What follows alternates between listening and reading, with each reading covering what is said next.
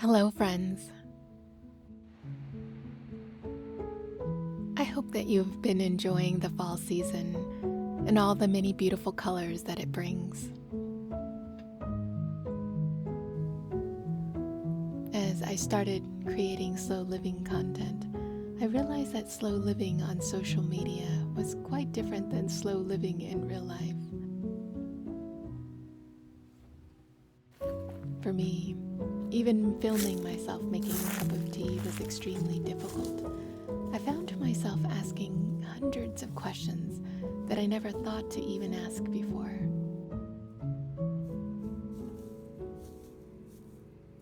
In the past decade that I've practiced slow living, not once did it enter my mind to ask such things as, is this cup of tea going to match the placemat I have on the table?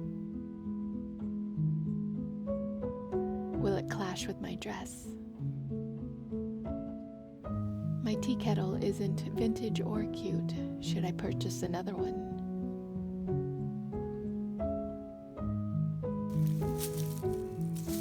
Suddenly, the old feelings of not measuring up crept on me again. And slow living started to feel like another hustle.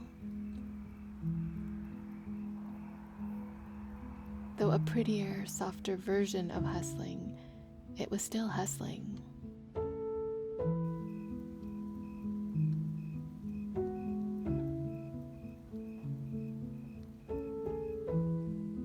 Even after a decade of benefiting from slow living off camera and getting away from hustle culture, I can't believe how easy it was to forget the lessons I've learned and to fall into hustle culture again.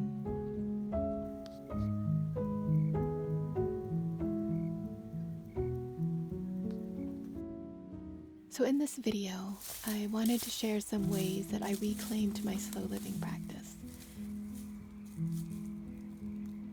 If you're someone who is stuck in slow living, or if you're a newcomer, I hope that some of these thoughts will help you avoid some of the illusions of slow living.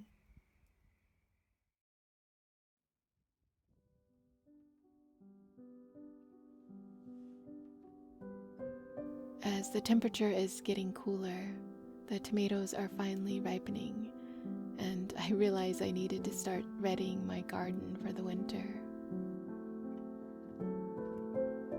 I've been so excited to have a garden again that I forgot about this part, the part of gardening that slow living highlights as romantic.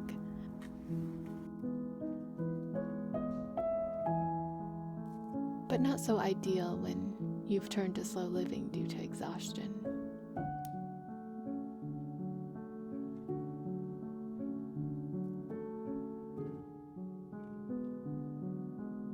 I think slow living and cottagecore content are made to look beautiful,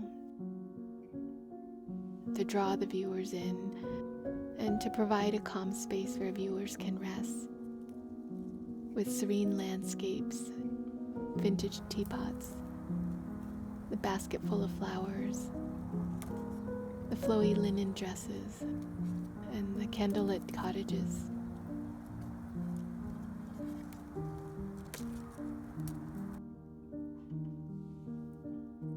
While these things are beautiful and fun to have, and can look breathtaking on camera, luckily I already knew these things aren't actually necessary for real slow living.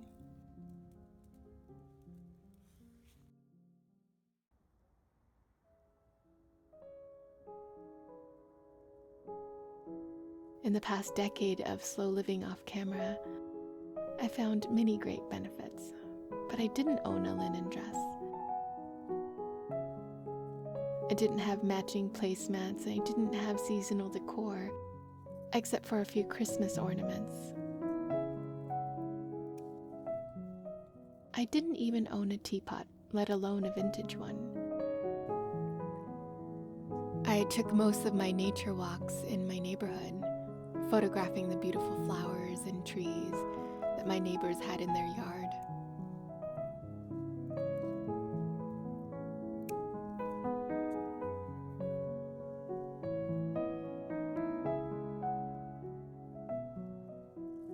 To be honest, I had very little of what the world would consider desirable and ideal. But through slow living, what I had brought me more genuine gratitude and peace than I ever had before.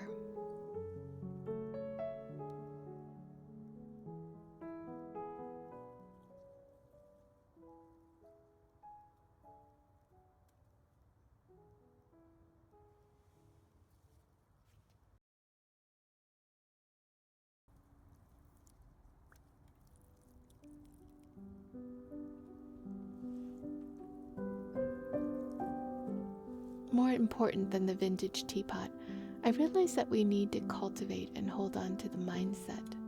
It's the invisible portion that doesn't necessarily come through these videos, and not all creators will share what this process feels like.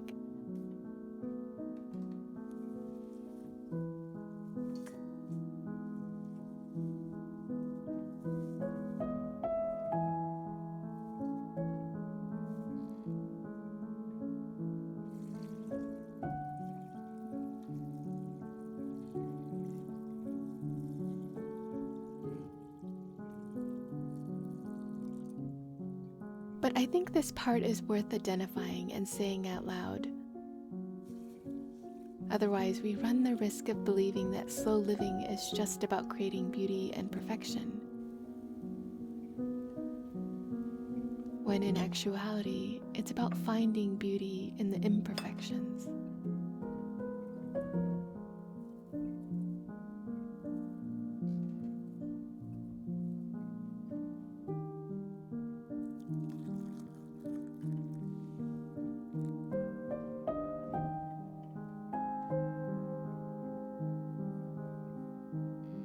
For me, understanding this distinction was the difference between loving and accepting my circumstances right now, yet still moving towards my dreams,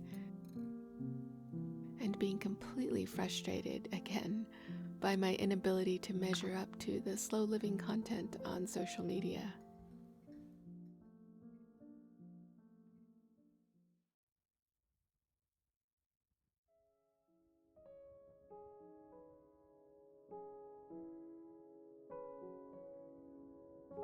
Slow living is not just about aesthetics.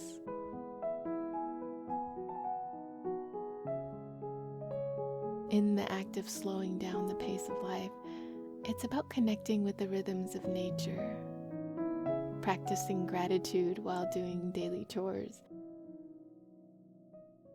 creating small moments of awe instead of chasing that bigger paycheck and those impossible relationships. It's about being kind and gentle with yourself and others.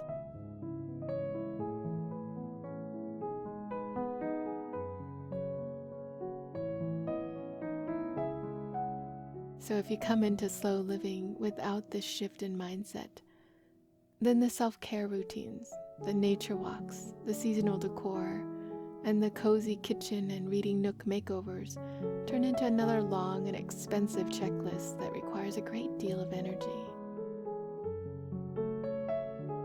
But didn't I start slow living because I was burned out and didn't have the energy in the first place?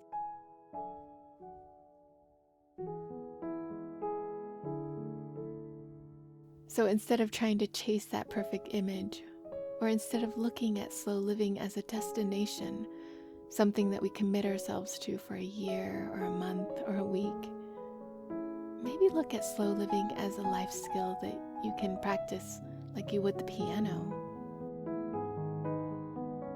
This way, slow living isn't something we run off into the countryside to find. It's just a tool to help us recognize the beauty that already exists in our lives.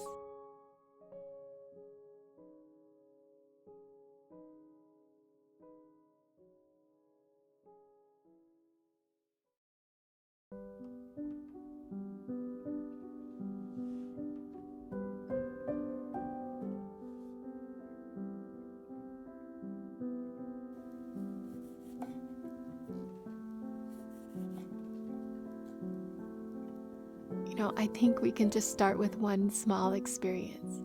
Make a meal with gratitude. You can do this by noticing the beauty, the texture, and the patterns. Breathe slowly and calmly while you're doing it. Notice the strawberries, how when you cut them a certain way, they look like hearts.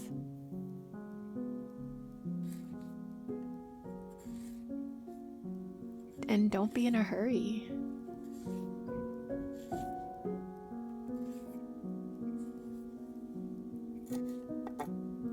Take time to smell the basil and savor the smell.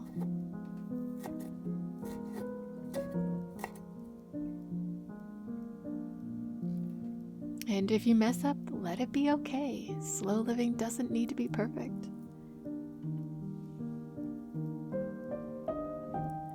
Slow living means finding beauty and joy, even in the imperfections.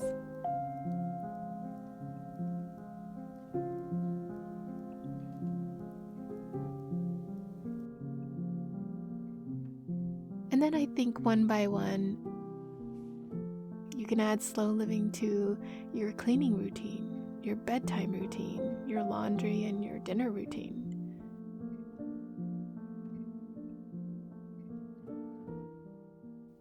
And then I think when you're ready, you can carry this mindset over to your schooling, your work, and even your relationships.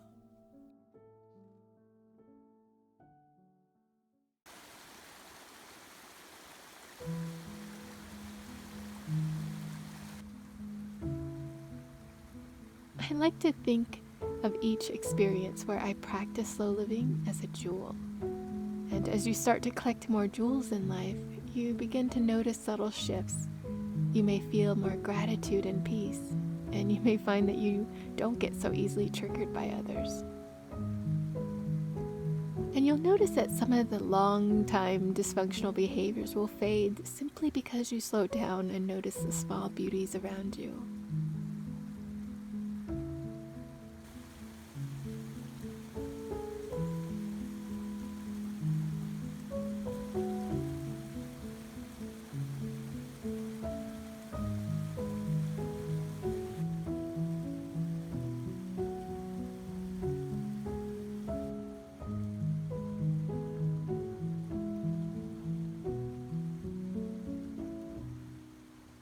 Though some deeper issues may still need your gentle awareness, I think they'll be easier to deal with when you're calm. Then slowly you begin to trust yourself more. You find more joy in small things. In turn, then, I think this inspires you to eat better, to exercise more, to get more sleep.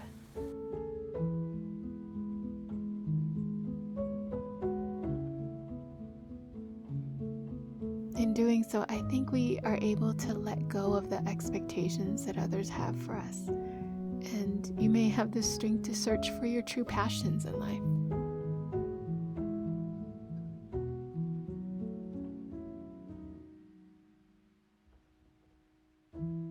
If you have any thoughts or comments to share with me, please comment below.